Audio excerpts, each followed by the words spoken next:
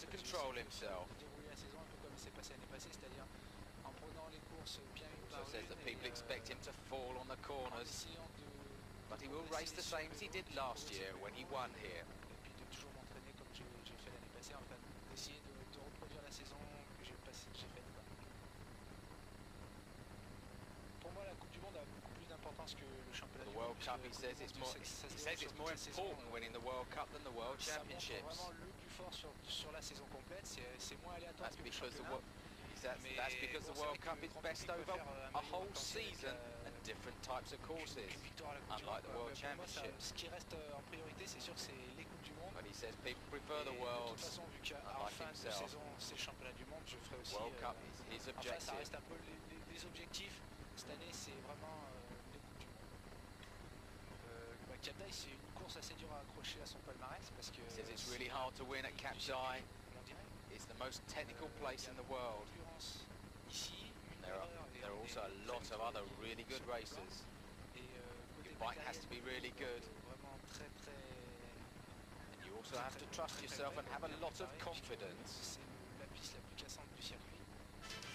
Welcome back to part 3 of the programme and the men's downhill race. Same course as the women, 3.4 kilometres long. The first man we see is Jürgen Benecke from Germany. Second in the World Cup last year, looking very fast. 15th here last year, riding for Dos Esquos Barracudas. Coming up to the split. That looks very slow. 3:26.6. What's wrong? And it looks like Benecke is just taking his time, I think. He's not really bothered. I don't know what's happened further up the course. He must have crashed somewhere or a technical fault. And he's just rolling into the finish area, I think. Yup, he's not taking this seriously. Pops a little wheelie.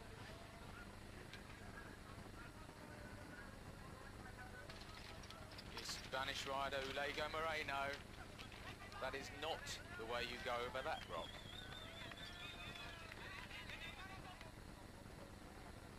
This is Stefano Migliorini from Italy, riding for GT. Teammate to world champion Mike King and the French wonder boy Nicolas Gouloise. 6th overall in the World Cup last year, 4th here, also last year. Looking good. This is the split, 2:23.3. That's more like it. Smooth out of that corner.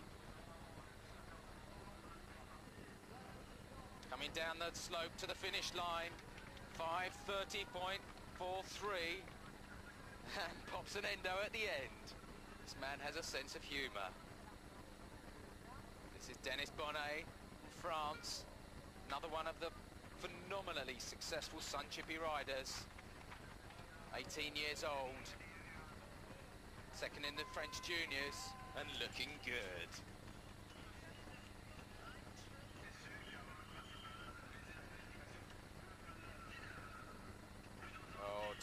Pops a wheelie there as well, slides that back end round. Excellent riding from Bonnet. This is the split time, what's he going to do? 2:15.4.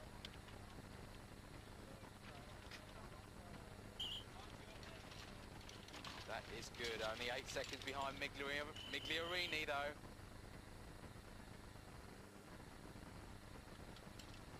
Should I say, actually, he's 8 seconds quicker than Migliorini.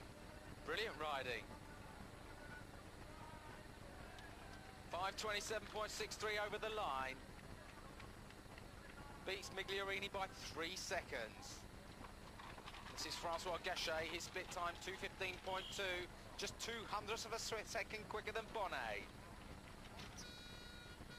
Was practicing on a brand new carbon fibre bike before this run, but has changed back to his old bike.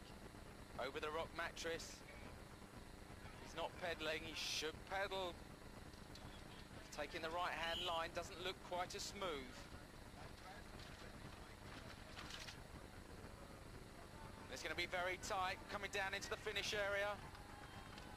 My word, 5:27.69.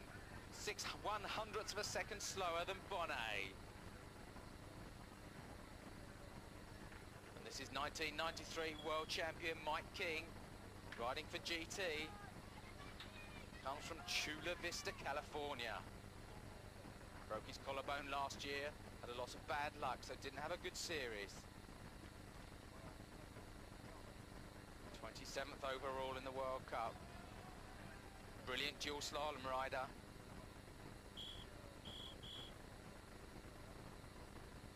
Won the American dual slalom in '93 and flies over that rocky patch there. This is the halfway point, 2:09. 5.4 seconds quicker than second place man so far, Bonnet. Looking good.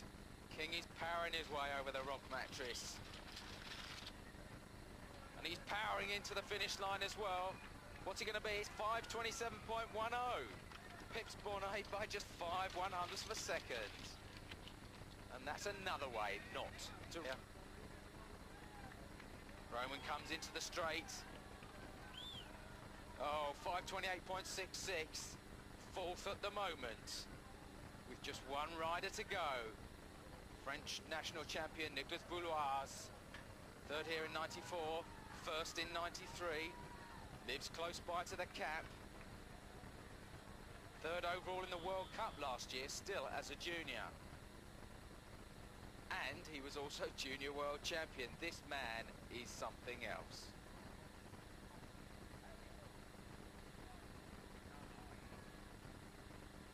Getting a long look at him. Been practicing here for 2 months, testing tyres for Michelin. He should know the right line. Oh my word, this man looks fast. Very, very fast.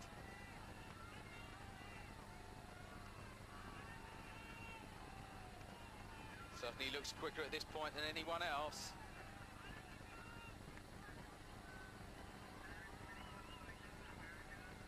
Oh yes, coming up to the halfway split. 2:04.5. 4.5 seconds quicker than teammate King, who himself was 4.5 seconds quicker than Frank Roman. Flies over that jump there. Take example from this boy, Bouloise. He's sticking to his technique. He's riding this part. He knows he has to. Goodness gracious me, he's going to hammer the opposition. 5:12.97. Incredible, 14 seconds faster than teammate King. French. Lars was saying last year he wasn't that strong, but he's trained a lot harder in the winter. The question was whether he was ready, whether he could get close to the first rider on the course. Didn't think he could win here. The question is, if you look at the race, what are the difficult parts? Bouloise answers that the final part of the course is the most difficult, because you've done most of the race and you know your time, but you know that this is the part that's really strength sapping.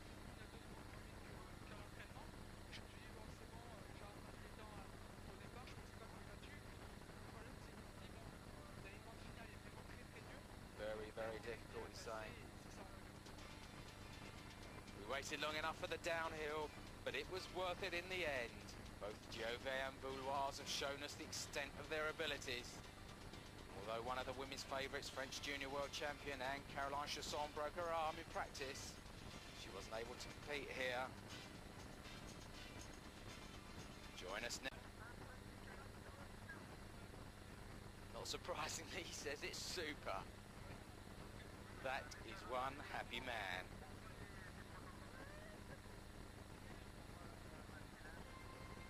There's proof of the pudding. Bouloise creams the opposition by over 14 seconds. King in second, another French rider in third, Dennis Bonnet. Amazingly enough, 6 of the top 7 riders were next week in Sweden for round 2 of the Grundig Downhill World Cup.